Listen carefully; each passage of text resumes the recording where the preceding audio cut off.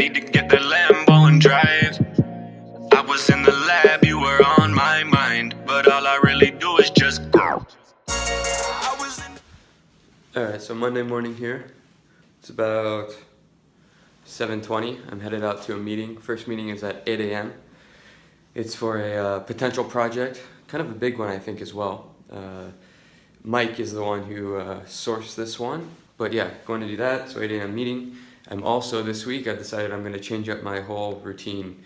So I have found that I actually have more mental energy, or I've always known this, is just like right in the morning I like to wake up and just like work. But I've always tried to throw in the gym, or at least for the last couple of years, try to throw in the gym in the morning to try and get it out of the way so I don't miss it later, and then so I could have meetings up until, you know, however long, or if I have to go out for a drinks meeting or whatever. But a couple things have happened. One is that I've basically stopped drinking it, you know. I've also cut down on my like super late night meetings. And then on top of it, I'd rather just work out when I want to work out. And so I'm gonna just wake up in the morning, just get to work, and then I can just work out late at night. So my gym closes at 11, so I'll probably start around 10 and just work out. And that leaves me the whole day. So if I wake up at like 6 o'clock, it leaves me the whole day to work until 10, and then I can work out. And it actually, I think that will make me more efficient. I'll have more time to just focus on work. I'll use those hours when my mind is working best to actually work. And yeah, and then on another note, changed up my office setup. So there it is. Yeah. Cool.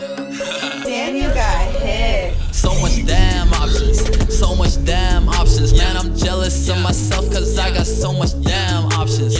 So much damn options. So let me get straight to the point. I'll actually do this. When there is a sale at the company, I'm in charge of actually putting the team around it, setting the economics of the actual project, and then making sure that it's on track. So that's really me just working with Armand and Lauren and making sure that everything's cool across the board on all of our projects. And then the third is business development, which is twofold in my opinion. One is just strategic partnerships that are going to drive a pipeline for sales. And then the other part is product suggestions, meaning like when I'm talking to these strategic partners, what do they actually want, and then how can I feed that information to Anthony to make sure that our project actually like aligns with what our customers want. I think that there's a lot of conversations that kind of go to Anthony or go to me, and maybe you guys aren't really sure like who to talk to about what, and we're always going to overlap on stuff, but we are kind of setting these boundaries, and it's created like a lot of mental space for us actually, because instead of having like every conversation together, we have like ownership over things, which actually means that when we do have conversations together, we can actually talk about like cool things that are pushing the business forward and not like minute details about a contract or something like that. Yeah, that's, I'm glad you did this. I was thinking about doing the same thing. So then if there's ever any questions regarding any of these things, you know, who to actually like talk to. Mine are pretty clear. Sales, bringing in deals, actually closing them.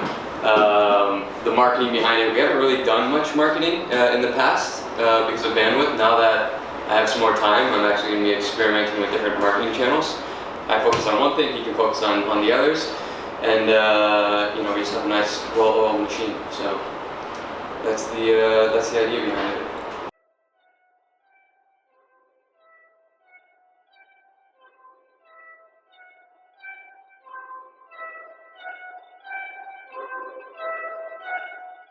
I know, but why am I not in the loop on it beforehand? Like, why am I only finding? We had this discussion last week. No, but it was always, we had the discussion after you and him already had the discussion. Right, and then you already brought it to me saying, hey, this is an issue, and I said, okay, cool, I understand it. But it hasn't been communicated out loud to Armand yet. Okay, so that's your issue. It's like communicating to Armand that it's communication in general. It's like, I just want to, like, this is my honest opinion, right? When you and Armand are like the king, like big picture, like product thinkers, and you guys get in a room and then you come out with like redesigning the homepage. Like, we just launched the homepage. Yeah, we shouldn't redesign the homepage again. He said that's what he just said. Thought about it. We're actually going to do that though? I don't know. But like as a user, I mean, like I don't want to sit and read all this. I want to see pictures. Firstly. Let's say, okay, but we're not actually going to do that right now. Like, who knows if we're going to do that or not? He has ideas around it. Doesn't mean we're going to do something. Or it's at the bottom, because I will say that the feedback I have gotten is actually people like that. Right. I mean, there's one thing. It's one thing for you to tell me, hey, we're going to be involved, but that's not good enough. It needs to be, you're going to be involved, and this is the time of the meeting, and this is when it's actually happening. Otherwise, it's just floating up in the air. Like, oh yeah, we'll tell Mike. That doesn't do anything for me. Well, and my thought is that like we don't need to change anything. We just need to clarify some shit. Hey guys, just seeing you guys up. I have this room in like a couple minutes. You just jumped in. Yeah. No worries. I just wanted. Sorry.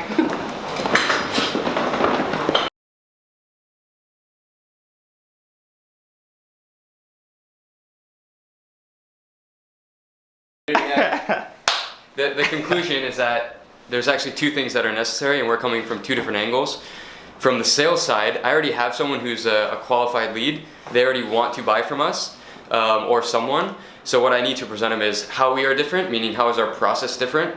So that's why I need like our process like defined. Whereas Mike is having these conversations before they get to like me, which is, what do you guys offer? How can you help me? And that's where we need a product offering, meaning we do X, Y, and Z, and here's what we can do. And then once they see that, they're like, cool, I'm ready to like actually have a sale. They come to me, and I can say, great, so you're interested in this menu item. Here's how we're going to deliver it. Okay. So was that the basis of the breakdown of communication upstairs? Yeah, it's that we're both coming from different angles. No, I think so. I wouldn't actually. I don't know if there's a breakdown. The breakdown of communication is what actually makes this work, in my opinion. That's what no one talks about, and that's why you have a coach. Is because that like people let stuff like that. Oh, I wonder what he's thinking, or I wonder why he's. I would just rather be like, hey, what made you upset? Well, I felt undermined when you said it that way. Okay, so how did I say it? I thought I was presenting it this way. We both want to do the same thing. It doesn't matter. We're on the same team at the end of the day. That's the reason why I told you to watch the Warren Buffett thing. It's because Charlie Munger was like, let's say let's say I disagree with him, and let's say I wouldn't do something the way that he would do it. Yeah. Which is gonna easily happen 5 times a week for me, and vice versa with him. It doesn't matter. That's just life. That's you and everyone you know. That's you and your girlfriend. That's you and every member of the team. And so, like, slight breakdown, but all that matters is he actually understands where I'm coming from, which, detaching the, like, emotion that we put on things, because it's normal, we're passionate about it, it's our life, it really is just, to me, the conversations I'm having, people don't really understand our quote-unquote menu. And I just want to make sure that that is heard, because all I care about at the end of the day is the growth of the company and the success of the company. And if I'm talking to potential channel partners and that's what they're telling me, then that's something that we can improve upon to make sure that our voice is clear when we speak to people. Yeah. And I will add, like, one thing we've learned from the coach, at least I have, is to lean into something. It's like, hey, uncomfortable. It's actually, look how quickly we got to, like, cool, we're super clear on things now. Yeah. If I didn't say anything, I don't know when it would have gotten addressed, and we would in our own world, but now we're actually like more aligned. It's always fun, like you go into a problem and you come out more aligned. It's actually great, so.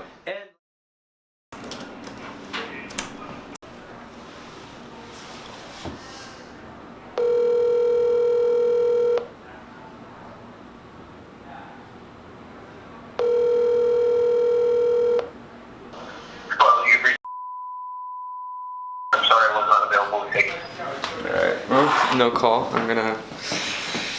The decision's always, do I email him? So he emailed saying, here's my budget. And I like to close deals like either over the phone or in person. So I'm trying to decide now whether I should email him back because I needed to clarify something. Or if I should give him a call. It's always a fun little toss-up that I have because I'm like, I want to get him on the phone, but if I can't, if I email him, is there a better chance that he responds right away? So I'm going to email him to get on a call. That's what I'm going to do.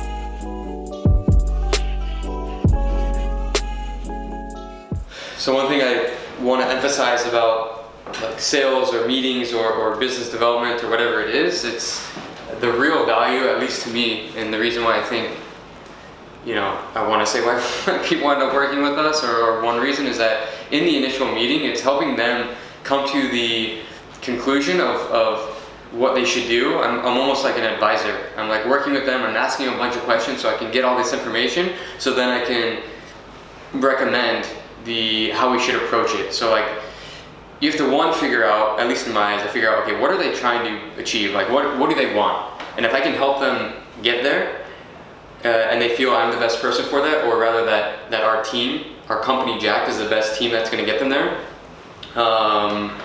then they'll end up working with us. And all they really have initially in that first meeting is me to go off on. So like I have to give that impression. Later my entire team will give that, but initially I'm just like asking a bunch of questions, and then they might have this idea of where they should go, but by asking questions I can sometimes help realize either one, that not that their direction is wrong, but there might be a better way to do something or a better way to approach it because of all of the experience we have from being around for, you know, almost 5 years now. It's just all that experience, and that's why, you know, we end up partnering with someone. It's not for someone to come in and say, hey, do this. It's, hey, you're trying to accomplish something. You're coming to us because, or you want to work with us because our expertise will give you a leg up when you're going into this like uncharted territory of trying to figure something out. And so that's the real, I think, a difference that we have. I don't know how other people do it, but that's what I try and do. And so then it never comes off as sales. So you're just like trying to help the person and giving them advice. And I know if I was like trying to buy something or do something, the more kind of like someone actually gives a shit about me and helps advise me because I don't know what I don't know, the more I feel I want to work with that person. So. Hey, it's Anthony Tumbiolo. Hey Anthony, what's happening? Not much. Just wanted to catch you before your class. Yeah. Thanks for calling. Yeah, figured it was just quicker. So, as far as the first off, we can do everything, design and development. It's all in house.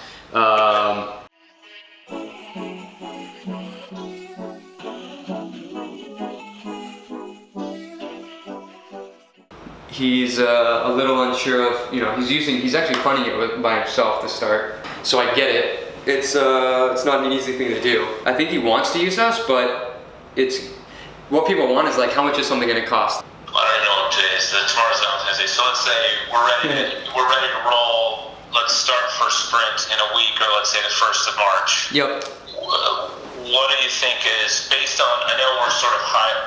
I can give you the roadmap.